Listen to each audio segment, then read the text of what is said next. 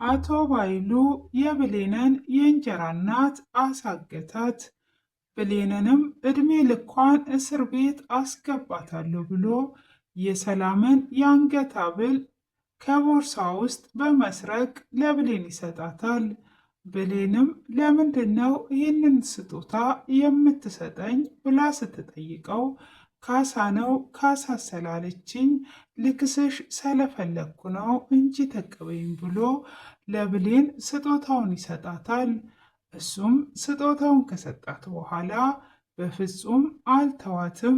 አሁን በገዛ እጇ ልጇን ወደ እስር ቤት ትልካታለች። እኔ ደግሞ ዕድሜ ልኳን እንዳትፈታ እስር ቤት እንድትበሰብስ አደርጋታለሁ። ባለፈው ፍሌሹን ሰርቋ ለትንሽ ነበረ ልትወጣ የነበረው በማለት እቅዶቹን ሁሉ መስመር ካደረገ በኋላ እየሳቀና እያሾፈ ይገኛል። የብሌንም የእንጀራ እናት ብሌንን ይቅርታ አድርጊልኝ ለማለት እስከነ ሰላም ቤት ሄዷ ነበረ። እዛም እነ ሰላም ፊት ተንበርክኳ ልጄ ይቅርታ አድርጊልኝ፣ በቅርብ ቀን እናትሽን ፈልጌ አገናኝሻለሁ በማለት ይቅርታ ትጠይቃታለች። እሷም ይቅርታ ልትጠይቃት ወደዛ ቤት ስትሄድ ዳግምም ብሌንም ነበሩ። ዳግምም እሷን ሲያይ ልቡ ይደነግጣል። እሷም ልቧን ቢደነግጥ ቃል ደግሞ እየተንቀጠቀጠች ነበረ። ካሁን አስወጣችኝ፣ ካሁን ሰላም የብሌን እናት እንደሆነ የተናገረች በማለት እየተንቀጠቀጠች ነበረ። ሆኖም የብሌን አሳዳጊ እናት እናቷን እንደምታገኝላት ቃል ትገባላታለች።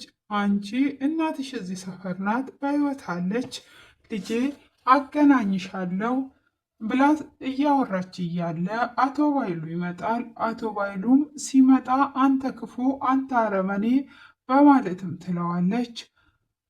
በዚህኑ ሰዓት ሰላም አረ ወንድሜ እንደዚህ አይነት አይደለም ብላ ስትል እኔ ብዙ ዓመት የለፋውበትን ወረቀት ቀዶ ነው ያባረረኝ ብላ ትላለች። አቶ ባይሉም ቆም ብሎ ሲያስብ ሰላም እንዳትጠላው ብሎ እኔም ያንን ካደረግኩ በኋላ እጅግ ጸጽቶኝም እየፈለኩሽ ነበረ፣ ስለዚህ አሁን አግኝቼሻለሁ ይቅርታ አድርጊልኝ ብሎ እግሯ ላይ ይወድቃል። እሷም እኔ ተቀይሜ ነበረ፣ አውቀ ካልሆነማ ምንም ችግር የለውም በማለት ይቅርታ ታደርግለታለች።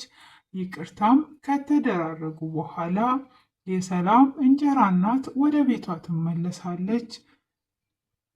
የብሌን እንጀራ እናት ወደ ቤቷ ትመለሳለች። ሰላምም እንደዛው በቃ አትጥፊ በማለት ከሸኘቻት በኋላ ብሌንም ስራዋን እንደጨራረሰች እትዬ ስራዬን ጨርሻለሁ ፍቀጅልኝ ብላ ትላታለች። እሺ መሄድ ትችያለሽ ብላ ስትላትም ዳጊም ብሌንን ጠርቶ አብሬሽ ልሄድ ልሸኝሽ ሲላት አይ እኔ ብቻ የሚሄድ እችላለሁ ብላ ትልና ግን አብሬን ብትሄድ ደስ ይለኛል እያለች በውስጧ እያሰበች አይ ልሸኝሽ አይደለም ያልኩሽ አብሬሽ ልሂድና ማዘርሽን ልተዋወቃት ብሎ ይላታል።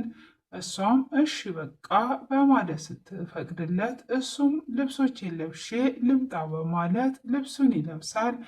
ቃልም እጅግ እያመነጨቀቻትም ነበረ። አንቺ ገረድ ነይ ይህንን ስሪ እያለች ምግብም አሁኑኑ ስጪኝ እርቦኛል፣ የት ነበርሽ አንቺ ገረድ እያለች እያመነጨቀቻት ትገኛለች። ቃልዬ ወጣለሁ እኮ ለምን አትበይም ብሏ ስትላት እኔ የማን ልጅ ብላ ትፎክራለች። ስትፎክርም ሰላም ትሰማትና የማን ልጅ ነው ያልሽው አባትሽ ማን ነው ብላ ስትላት አባቷን ትክክለኛ አባቷን እንጂ የብሌንን አባት ስለማታውቅ የምትጠራው ስም ይጠፋባትና አውቃ ታለቅሳለች። በልጅነቴ ራሴን ሳላቅ ጥለሽኝ ሄድሽ፣ አሁን ደግሞ አባትሽ ማን ነው እያልሽ ጭራሽ ታሰቃይኛለሽ ወይ በማለት ታስመስላለች። ሰላምም ይቅርታ አድርጊልኝ ልጄ ብላ ይቅርታ ከጠየቀቻት በኋላ እሷም ብሌን ኩሽና እየሰራች ምንድነው አንቺ ቶሎ ቶሎ የማሰሪው ስትላት፣ ቆንጆ ምግብ ሰርቼልሻለሁ ብላ ትላታለች። ስትላትም ምግቡን አንስቷ ትደፋዋለች። ትደፋውና በያንቺ ገረድ ስራሽን ስሪ በማለት ትላለች። ብሌን ግን እጅግ እያዘነችላት ነበር። እሷ እንደዛ በልጅነቴ ትተሽኝ ሄደሻል ብላ ስትል ብሌን አብራ እያለቀሰች እውነት መስሏል ነበረ። ሆኖም ወጡንም ካጸዳችው በኋላ ያው እሷ እዛው ቤት ውስጥ ብትሆንም እጅግ እያሰቃየቻት ትገኛለች። አቶ ባይሉም የአንገቱን ሐብል ከሰጣት በኋላ አሁን በቃ ተገላገልኩኝ፣ መጀመሪያም ማስጠንቀቂያ ተሰጥቶሻል። አሁን ሰላምን ሆቴል ጋብዛትና የአንገቱን ሐብል አርገሽ ነው የሰለምላት፣ የአንገቱን ሐብል ስታጣ አትለቅሽም በማለት አስቦ ነበረ።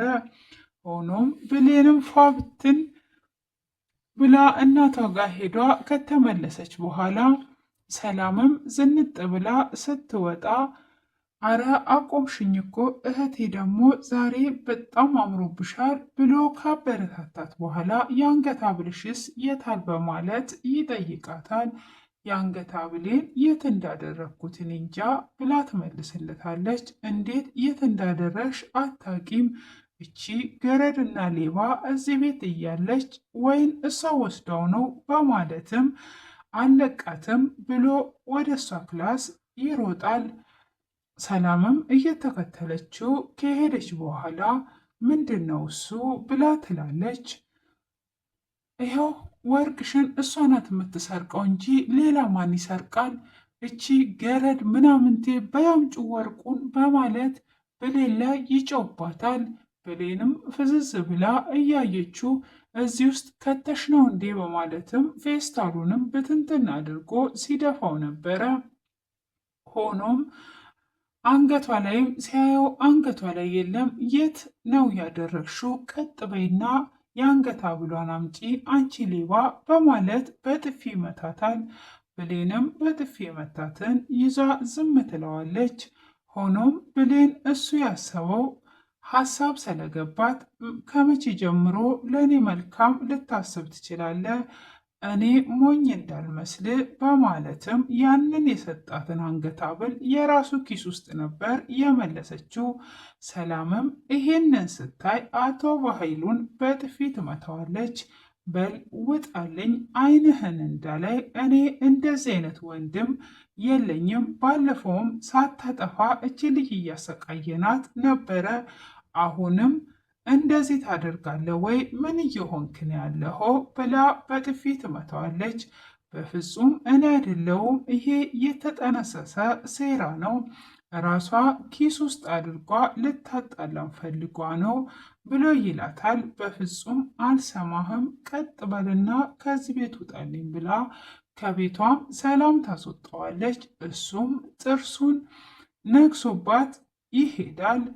ብሌንንም ይቅርታ አድርጊልኝ ልጄ፣ ሳላቅ ነው፣ ባለፈውም ካለ ጥፋትሽ አሰቃዩሽ፣ አሁንም እንደዚሁ ይቅርታ አድርጊልኝ ብላ ታባብላታለች። ብሌንም ጌታ ሆይ ይቅር በለኝ፣ ራሴን ለማውጣት ብዬ እህትና ወንድም አለያየው በማለትም እግዜሯን ይቅርታ እየጠየቀች ታቅፋታለች። እሷም እንዳቀፈቻት ደስ የሚል ስሜት ስለተሰማት ፈገግ እያለች ነበረ። አቶ ባይሉ ግን ከቤቷ አስወጥታታለች። አቶ ባይሉም ዝቶባት ስለወጣ እንግዲህ እንደማይለቃት እንዲሁ ያስታውቃል። ደጁም እነሱ ቤት ዳጊም እነሱ ቤት እንደሄደ ደስ ብሎት ከእነሱ ጋር ተመግቦ ስቆና ተደስቶ ወጥቷል ከነሱ ቤት። ሆኖም አሁን ላይ ብሌንን አቶ ባይሉ እንደማይለቃት ነው። መጀመሪያ እቅዱ እሷ ወርቁን ሰርቋለች ብሎ እስር ቤት ሊያስገባት አስቦ ነበረ። በይ የገዛ ልጅሽን እስር ቤት ታስገቢያታለሽ በገዛ እጅሽ እያለም እየፎከረ ነበረ። ሆኖም አልተሳካለትም። ራሱ በቆፈረው ጉድጓድ እራሱ ገብቶበት በጥፊ ተመቶ ከቤትም ተባሮ ወጥቷል ማለት ነው። ሆኖም እንደወጣ ደግሞ የብሌን የእንጀራ እናት ሰላምን እየፈለገች ስለሆነ እየሄደች ጎዳና ላይ ያገኛታል። እሱም አሳግቶ እጆቿንና እግሮቿን አሳስሮ አሳፍኗት ይገኛል። የዛሬው ክፍል በዚህ አይነት መልኩ ተጠናቋል። በቀጣይ ክፍል ሰላም ይለቀቅላችሁ። ለዚህ ቤት አዲስ የሆናችሁ ሰብስክራይብ እና ላይክ ማድረጋችሁን እንዳትረሱ።